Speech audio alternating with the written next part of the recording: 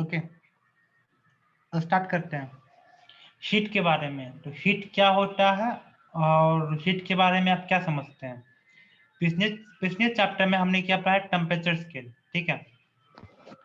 तो हमने आपको इससे पहले बताया है कि जो करंट जो पास होता है वो क्यों पास होता है भाई? करंट पास, तो करंट तो पास होता है, क्यों होता है? पोटेंशियल डिफरेंस के कारण होता है। ओके, और जो हीट पास होगा वो क्यों पास होगा? टेम्परेचर डिफरेंस के कारण पास होगा। ओके, और हीट क्या एक तरह का एनर्जी है। ओके, तो हीट के बारे में हम लोग क्या लिख सकते हैं? Heat is a form of energy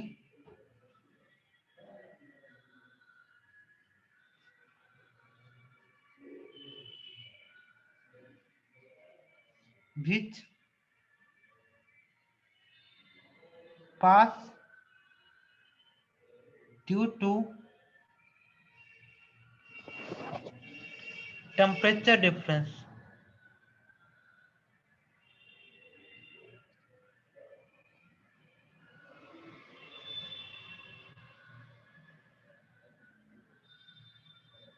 okay, तो हीट जो है एक फॉर्म का एनर्जी है जो कि पास होता है टेम्परेचर डिफरेंस के कारण। ओके, और जो हीट को जो हम लिखते हैं अपनी भाषा में, ये चीज को क्या होता है? एमएस डेल्टा थीटा, टेम्परेचर के डिफरेंस के डायरेक्टली प्रोपोर्शन है। ये तीन टेम्परेचर है हमारा। ओके, और इसका कोई हमको डायमेंशन पूछेगा, डायमेंशन ऑफ हीट कितना होगा? तो इसका डायमेंशन उतना ही होगा जितना हीट का होगा। ओके, मतलब कि वर्क का होगा। ओके, एनर्जी है तो हीट जो है एक तरह का एनर्जी है, तो इसका डायमेंशन भी एनर्जी के बराबर होगा। और एनर्जी क्या होता है? वर्क के बराबर डायमेंशन होता है। ओके, तो कोई भी पूछेगा कि हमारा हीट एनर्जी का जो होगा डायमेंशन कितना होगा?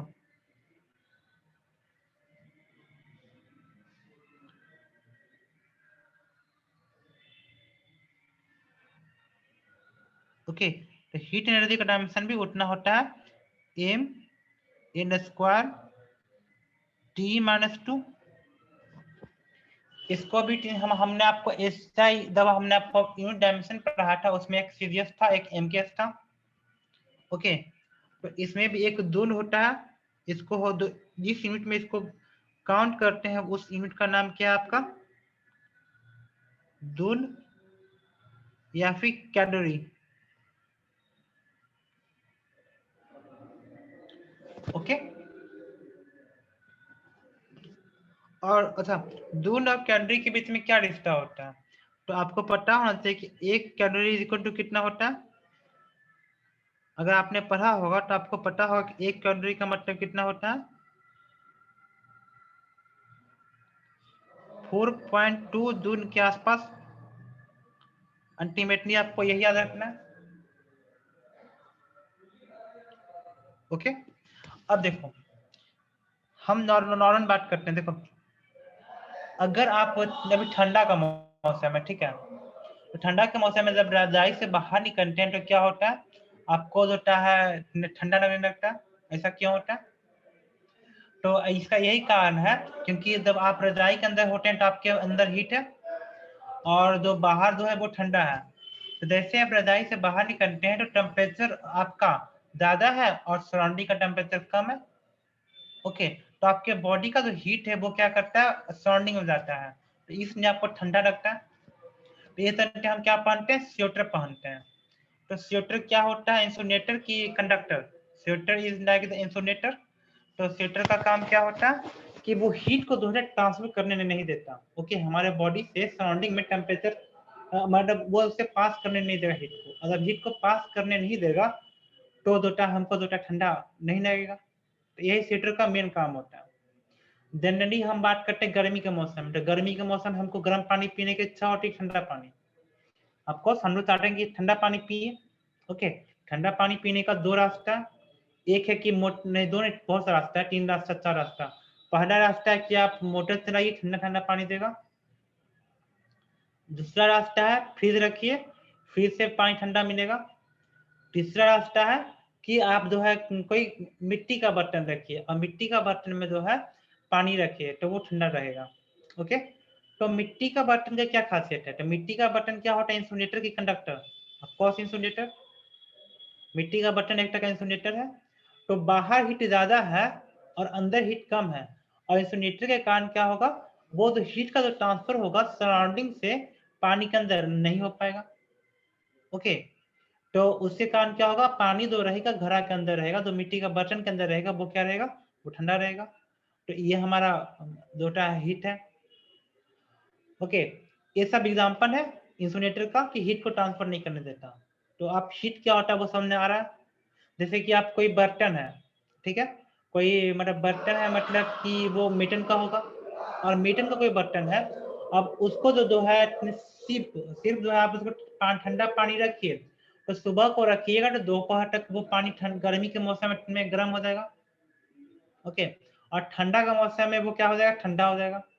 तो इसका क्या कारण है, ठंडा का मौसम में क्या होगा कि बाहर का जो सराउंडिंग है टेम्परेचर कम ठंडा का मौसम में, तो जो क्या होगा, जो भी हीट जो पानी के अंदर है वो क्या करेगा, सराउंडिंग में जाएगा, तो वो ठंडा हो गया। और गर्मी के मौसम में क्या होगा, बाहर टेम्परेचर ज्यादा है एज कम्पेयर टू वाटर, तो बाहर का जो हीट है वो पानी के अंदर चला जाएगा, तो वो गर्म हो जाएगा। तो इट इज क्या ये वो हमारा हीट का जो कंसेप्ट हुआ। ओके, तो इसे क्या हुआ कि जब भी हॉट बॉडी या कोल्ड बॉडी को आपस में रखते हैं तो क्या होता है, जो हॉट बॉडी होता है वो कोल्ड हो जाता है, जो कोल्ड बॉडी होता है जो हॉट बन जाता है। ओके, ये हमारा क्राइटेरिया। तो यही चीज देखिए यहाँ पे क्या है हमारा कि when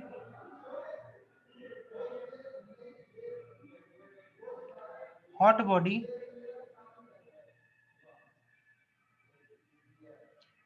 kept with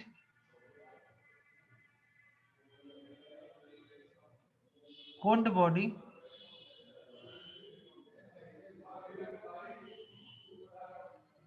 then cold body becomes hotter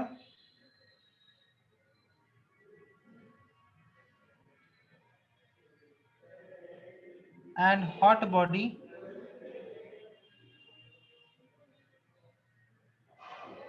becomes colder।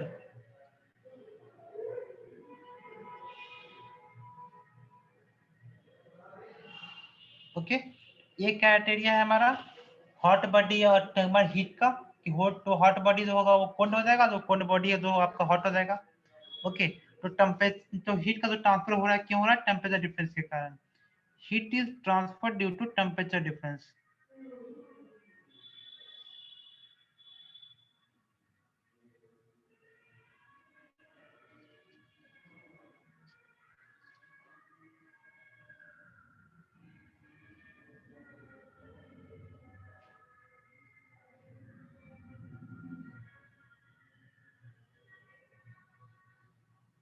यहाँ तक कोई दिक्कत,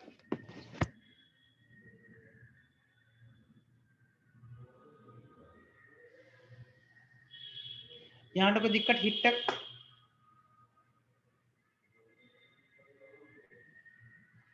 क्वेश्चन यहाँ तक कोई दिक्कत, आगे बढ़े?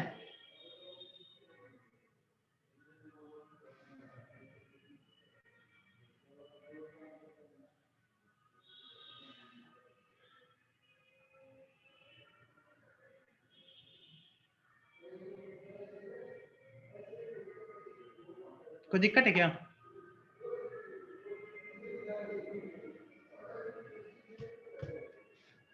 Okay, proceed.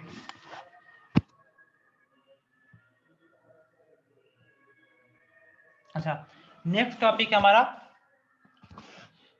कैलोरी। ठीक है, तो कैलोरी क्या होता है, तो what is a calorie? Okay, तो कैलोरी के बारे में हम लोग बात करते हैं कि जब 1 ग्राम पानी को जब हीट करेंगे तो हमारा टेम्परेचर जो होना चाहिए 14.5 डिग्री सेल्सियस से 15.5 डिग्री सेल्सियस चेंज करे, तो उसको बोलते हैं कैलोरी। ओके, तो मैंने आपको क्या बात किया, हमने आपको एक चीज अभी पता था, A is equal to M S delta theta. Okay, तो अगर हमको कुछ भी नहीं पता होगा तो हम सिंपली क्या लिख सकते हैं, 1 ग्राम पानी को, और 1 ग्राम पानी का जो स्पेसिफिक हीट होता है सीजीएस यूनिट में कितना होता है, पानी का जो स्पेसिफिक हीट होता है सीजीएस यूनिट में जो होता है वो होता है आपका 1 होता है। ओके, ये आपको पता होना चाहिए, पानी का होता है स्पेसिफिक हीट 1। ठीक है, ये किसका है, पानी का, H2O, लिक्विड स्टेट में होगा तब। यही पानी जो है अगर आपका सॉलिड स्टेट में होगा, चाहे आपका पानी जो है आपका गैसियस स्टेट में होगा, तब आपका स्पेसिफिक हीट का मान होता है 0.5 के आसपास। हाँ पूछिए।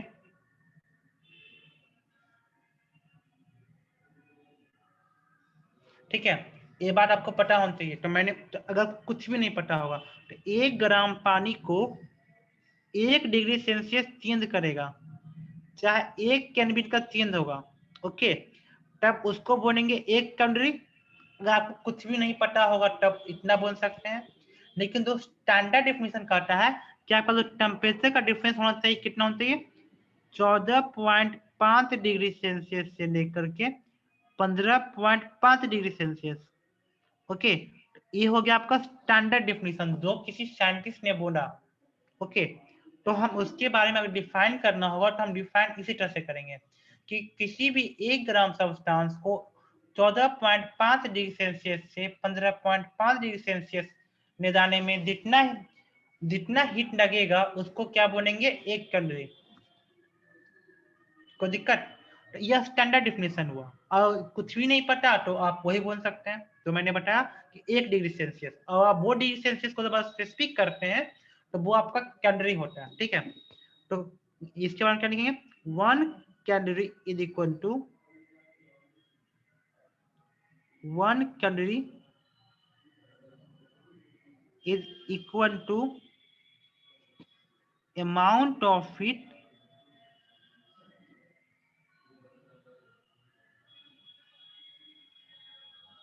needed to raise 1 gram of water, sorry, to raise temperature of 1 gram of water, to raise temperature of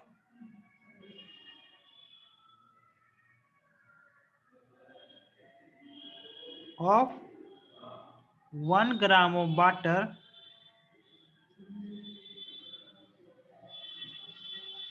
from 14.5 degree Celsius to 15.5 degree Celsius। Okay, 14.5 degree Celsius से 15.5 डिग्री सेल्सियस में जाने में जो हमारा एनर्जी लगेगा उसको क्या बोलेंगे हम, 1 कैलोरी। यहाँ तक कोई दिक्कत? ओके, तो जिस तरह से मैंने 1 कैलोरी को डिफाइन किया उस तरह से हम 1 किलो कैलोरी को डिफाइन करेंगे। तो 1 किलो कैलोरी को से डिफाइन करेंगे, मतलब 1 किलो कैलोरी को डिफाइन करना होगा तो उसके लिए क्या लिखेंगे कि 1 किलोग्राम, हमने क्या बोला था अभी, बोला था 1 ग्राम। ओके, तो ग्राम की जगह पे आप क्या लिख देंगे, किलोग्राम, क्योंकि हमारा जो एनर्जी हो गया वो किलो कैलोरी हुआ। ओके, तो इसके बारे में क्या लिखेंगे, 1 kilo calorie is equal to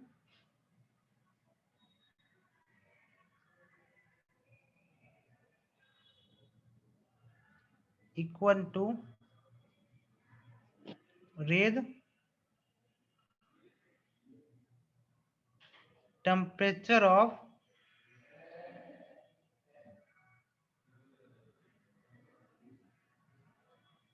1 kilogram water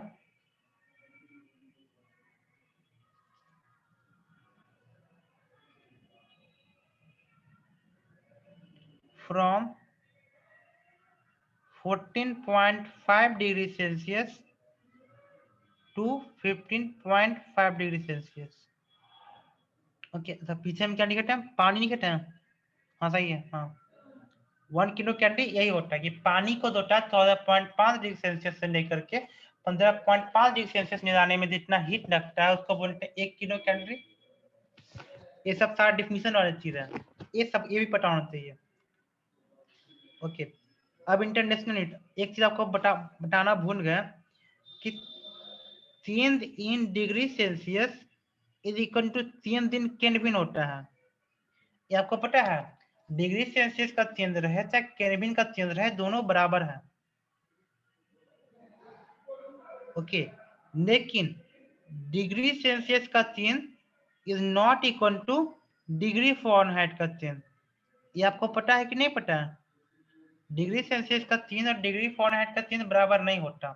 आपको यह फॉर्मूला सिखाया था, delta C by 5 is equal to delta F by 9। दोनों में ये रिश्ता होता है, ये आप लोग को याद है? इतना तो आप लोग को पता होगा ना। ओके, अब एक इंटरनेशनल, तो ये इंटरनेशनल कंट्री की बात करते हैं। इंटरनेशनल कंट्री क्या होता है?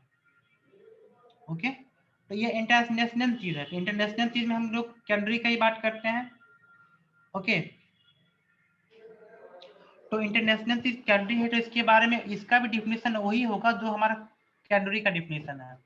ठीक है, तो इंटरनेशनल कंट्री का क्या लिखेंगे? International country is equal to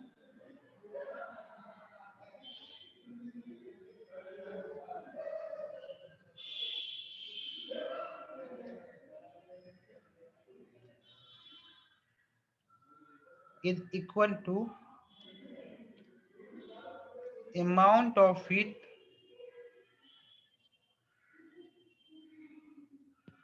required to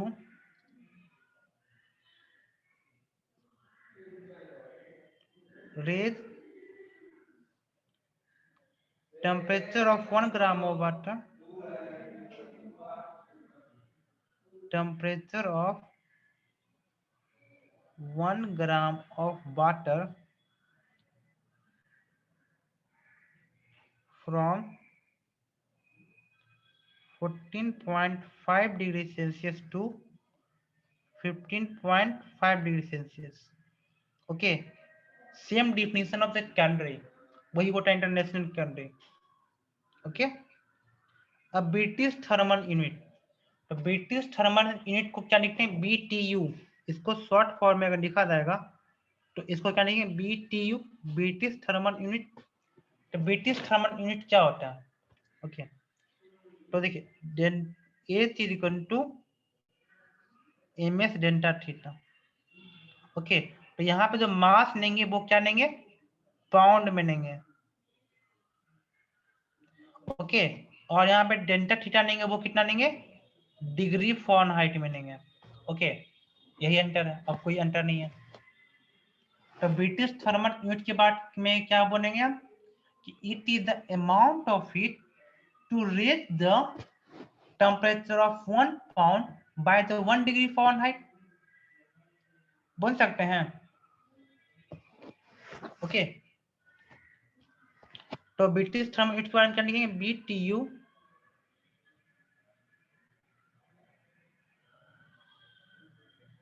is amount of heat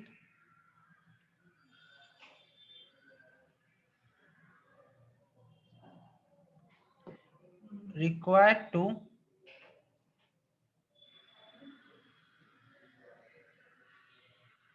raise the temperature of 1 pound to raise the temperature of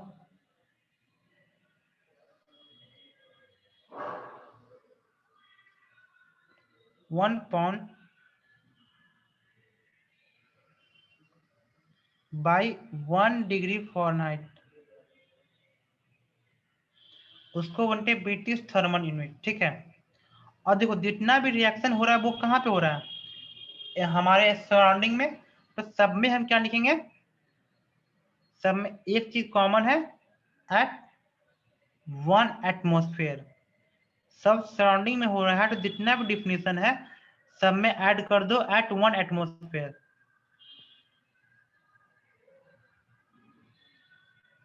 okay, क्योंकि सबका सब हमारे एटमॉस्फेयर पे ही हो रहा है, कांस्टेंट एटमॉस्फेयर पे एट 1 एटमॉस्फेयर।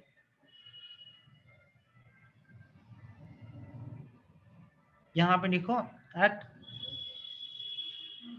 1 एटमॉस्फेयर। ओके, और देखिए एक ब्रिटिश थर्मल यूनिट जो होता है वो किसके बराबर होता है, 252 कैलोरी के बराबर होता है। 1 BTU equal to 252 calorie. Okay, इस बात को जो है ध्यान में रखिएगा, 1 BTU इक्वल टू 252 कैलोरी, इसको नोट डाउन कर लीजिए। Okay, mechanical equivalent of heat. Next topic हमारा क्या, मैकेनिकल इक्विवेलेंट ऑफ हीट। तो मैकेनिकल इक्विवेलेंट ऑफ हीट क्या होता है, तो देखिए अब काम कोई भी आप वर्क करते हैं, ठीक है, तो आप कोई भी वर्क करते हैं तो वो जो भी एनर्जी होता है वो किस फॉर्म में होता है, धुन के फॉर्म में होता है, और वही धुन का वही एनर्जी जो होता है उसको अगर हीट के फॉर्म में, कैलोरी के फॉर्म में रिप्रेजेंट करेंगे तो कितना होगा। ओके, तो ये क्या कहता है कि energy can be converted into work, work and work can be converted into energy. Okay, तो इसमें क्या है, mechanical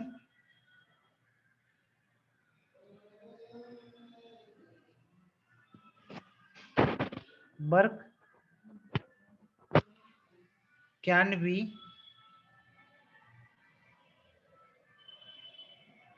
converted into heat energy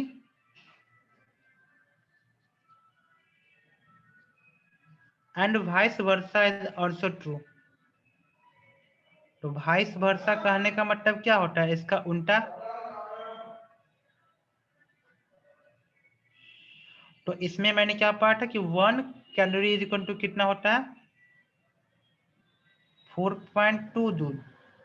तो अंतिम इसमें यही याद रखना है, 1 कैलोरी होता है 4.2 जूल के बराबर होता है अप्रोक्स। यहाँ पे ऐसा आपका ये वैल्यू लिख दिए, एक्यूरेट वैल्यू इसका क्या होता है 4.184 joule. 1 calorie is equal to 4.184 joule, लेकिन इसको हम हमेशा अप्रोक्स में याद रहेगा कि 4.2 जूल,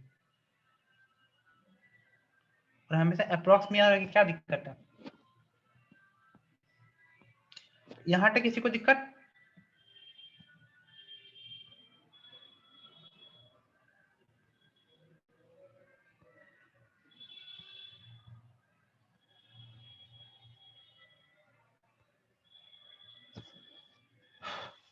यहाँ तक कोई दिक्कत?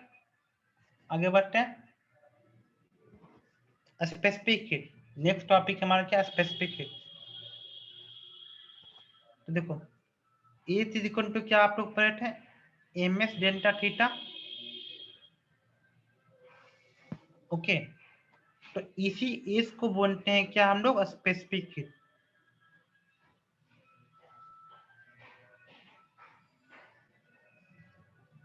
ओके, एस इक्वल टू होता है एमएस डेल्टा थीटा। तो ये एस हमारा क्या, स्पेसिफिक हीट है। तो एस का मान कितना होगा हमारा,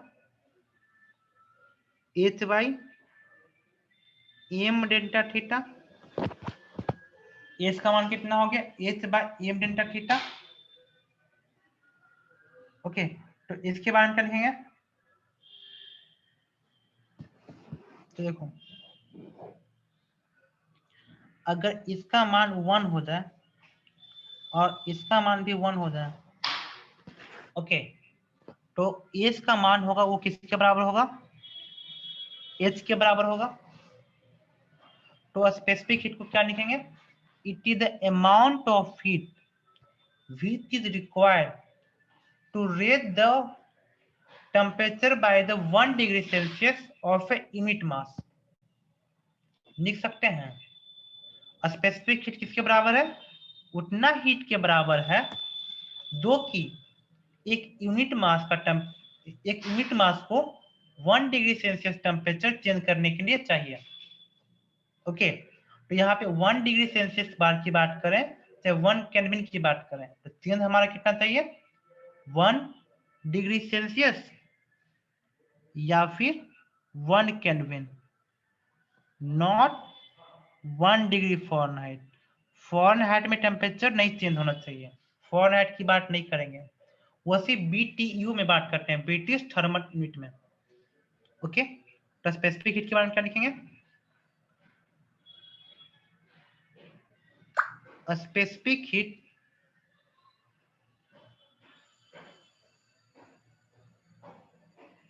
is amount of heat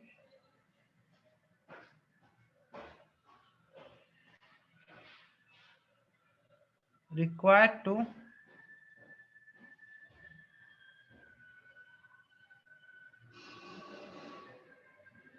raise the temperature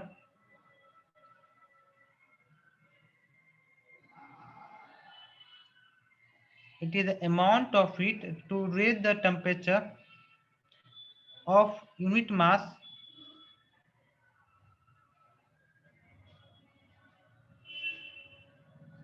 by 1 degree Celsius और 1 केल्विन।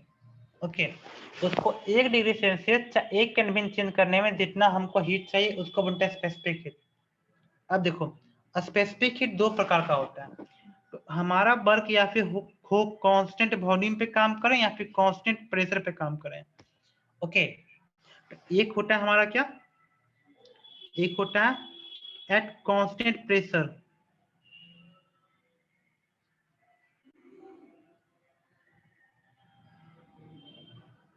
ओके, और एक होता है एट कांस्टेंट वॉल्यूम।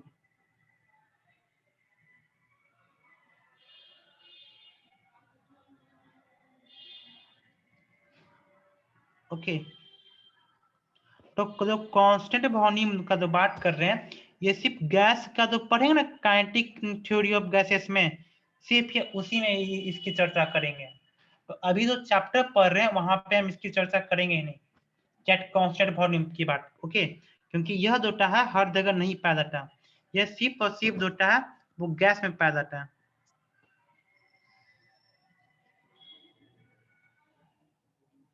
ठीक है, यहाँ तक कोई दिक्कत?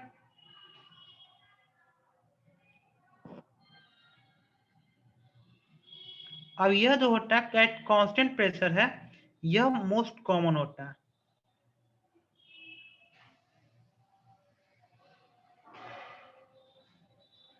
ओके, तो यह सॉलिड में भी पाया जाएगा, लिक्विड में भी होगा और गैस में भी होगा। ओके, तो यहाँ पे दो भी चर्चा करेंगे हम, एट कांस्टेंट प्रेशर की बात करेंगे। ठीक है, अब thermal capacity of heat. Okay, तो थर्मल कैपेसिटी ऑफ हीट क्या होता है? What is thermal capacity of heat? तो इसके बारे में क्या वो बात करेंगे?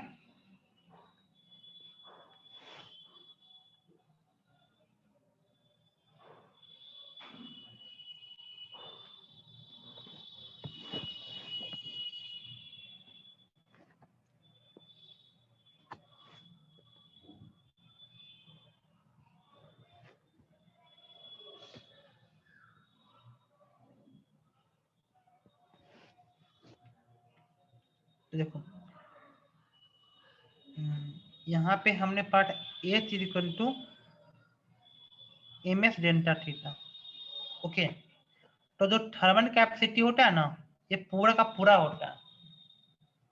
ओके, तो ये MS ही हो गया हमारा थर्मल कैपेसिटी। तो इसके बारे में क्या चर्चा बात करेंगे?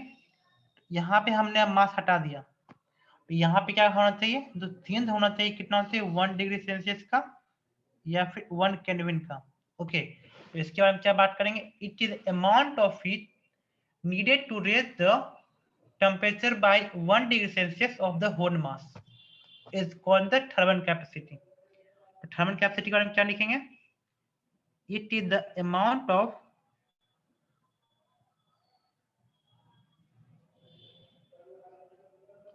heat required to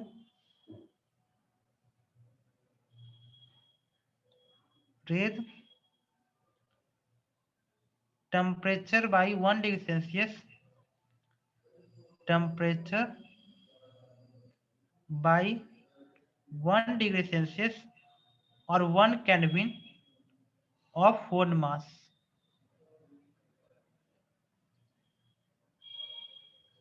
ओके, ये हो गया हमारा थर्मल कैपेसिटी। नेक्स्ट टॉपिक क्या है, 1 मोलर हीट कैपेसिटी। ओके, तो यहाँ पे जो हम एच लिखेंगे वो कितना लिखेंगे, एन एस डेल्टा थीटा, और जो यहाँ पे जो एस का मान होगा वो कितना होगा, H by N delta theta. तो हमें क्या करना पड़ेगा, यहाँ पे एन का मान भी 1 पुट करना पड़ेगा और डेल्टा थीटा का मान भी 1 डिग्री सेल्सियस या फिर 1 केल्विन। तो इसके बारे में क्या लिखेंगे, it is the amount of heat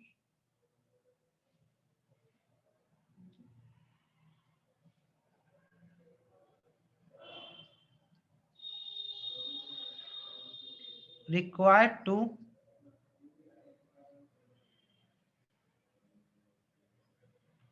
raise the temperature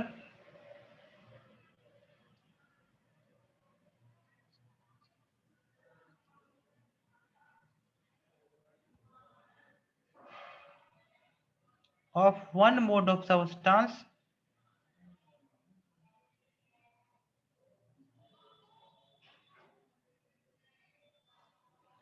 by 1 degree Celsius और 1 केल्विन।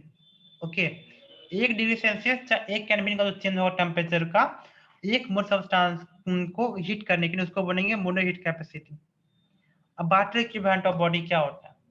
ओके, तो जैसे कि आपके घर में कोई तसला है, मतलब कोई भी बर्तन है, और उस बर्तन में क्या कर रहे हैं, पानी को गर्म कर रहे हैं। ओके, पानी को गर्म कर रहे हैं, ठीक है। और जब आप पानी को गर्म कर रहे हैं तो हीट कहाँ कहाँ जा रहा है, एक जा रहा है पानी गर्म हो रहा है यहाँ पे,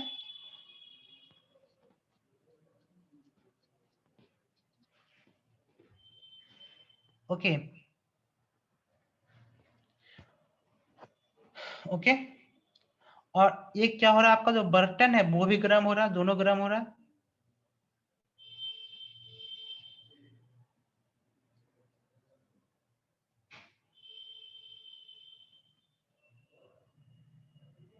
ओके, तो अब ये तो पानी भी गर्म, तो हीट तो दोनों जगह जा रहा है, ठीक है।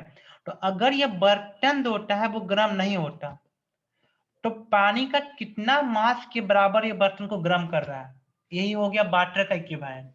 एक्चुअली वो वाटर नहीं है, वाटर का इक्विवेलेंट। जैसे कि आप जो टाइप पढ़ते हैं और तो सोचते हैं कि हम आज इतना पढ़ेंगे और उतना पढ़ नहीं पाते हैं, तो सोचते हैं कि हम जो टाइप कल भी पढ़ लेंगे तो वो हमारा बराबर हो जाएगा। तो कभी भी आज का छोटा हुआ चीज कभी कल बराबर हो सकता है, नहीं ना हो सकता, लेकिन हमारे मन में सोचते हैं ना, उसी प्रकार का ये इक्विवेलेंट है। ओके, ये पानी का वो मास है, ओके, जो कि अगर हम उसको गर्म करेंगे कोई बर्तन का, तो उस बर्तन का कितना पानी के कितना मास को गर्म करेंगे, मतलब कितना एनर्जी चाहिए दो, जिससे कि बर्तन गर्म हो जाए। Okay,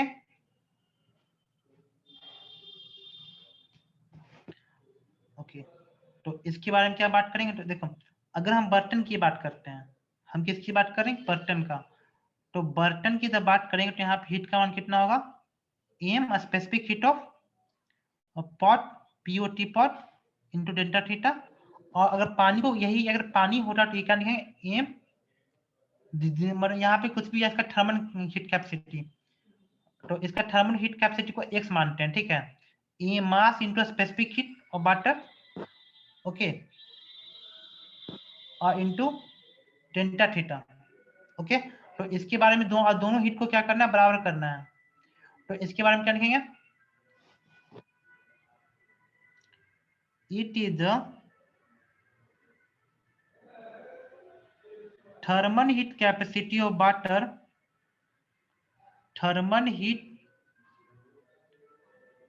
capacity of water needed to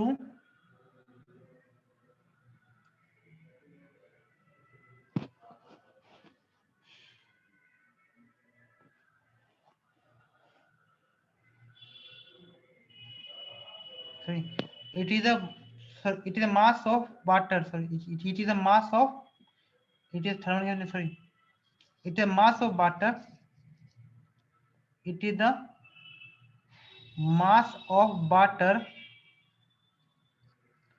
required to equal the thermal heat capacity of a body. Okay, thermal heat capacity और बॉडी, तो बॉडी का जो जितना थर्मल कैपेसिटी के बराबर जितना बॉडी का मतलब वाटर का मास होता है उसी को बोलते हैं thermal water equivalent of a body. Okay, तो ये पानी का वो मास है जो कि इस बर्तन का थर्मल कैपेसिटी के बराबर होता है। M into S of the इस ये बर्तन और ये होगा एम और स्पेसिफिक इसका 1 होगा जितना भी इंटू, तो इसका मास का वो सॉरी पानी का वो मास जो कि इसका थर्मल कैपेसिटी के बराबर कर दे।